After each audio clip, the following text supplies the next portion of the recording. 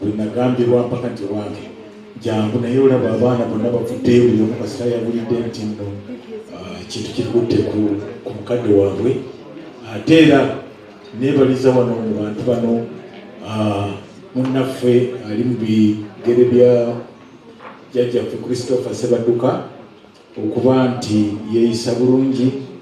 Ate era neneebaza munnaffe Matya Luyima taata w'abayimbi okuba nti tutabagana n'akomaakoma.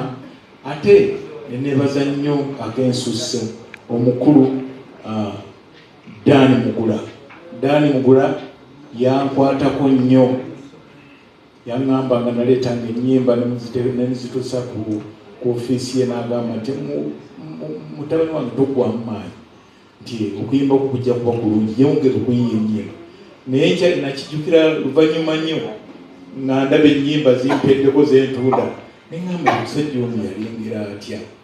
Kale kyenva muwa nnyo ekitiibwa ate era mwagala nnyo n'abenjagala mbaza.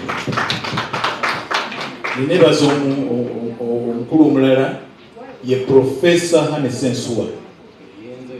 Profesa Hane Sensuwa akubye ennyimba zaffe okuva nga tutandika n'okutuuka kati ye muntu endongo yonna eya ssolo gy'owulira mu nnyimba ezo.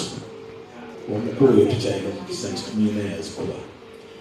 N'olwekyo ekivulu kya 13 Desemba tumwesunga naye okumulabako nga balaga obukode bwonna, ate nga n'ennyimba ajja kubanga azibakubira. Nga bw'oluwulira eri nalina ekizibu kimu nti ekyo nkyaya nnyo nga njagala nnyo ekintu kyange kivuge nga bwe nakirikodinga.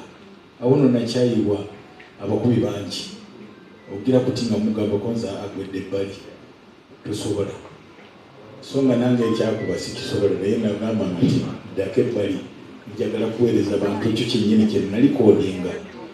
Era kyokola nti oluyimba olwange olulitandika oluwulira buwulizi nti oyo Fred Sebatta.